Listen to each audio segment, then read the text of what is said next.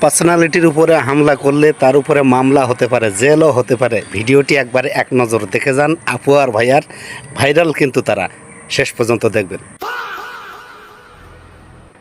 দেখি তোমার মোবাইলটা। বাংলাদেশের আইন অনুযায়ী সবার একটা পার্সোনালিটি আছে, প্রাইভেসি আছে, ঠিক আছে? আর সেই প্রাইভেসিতে কেউ হস্তক্ষেপ করতে আসলে তার নামে মামলা হইতে পারে, আর মামলা হইলে সে জেলেও যেতে পারে। এখন কি তুমি যাবা জেলে? যেতে চাও? নাও আচ্ছা ঠিক আছে, লাগবে না। নাও নাও। না থাক, লাগবে না।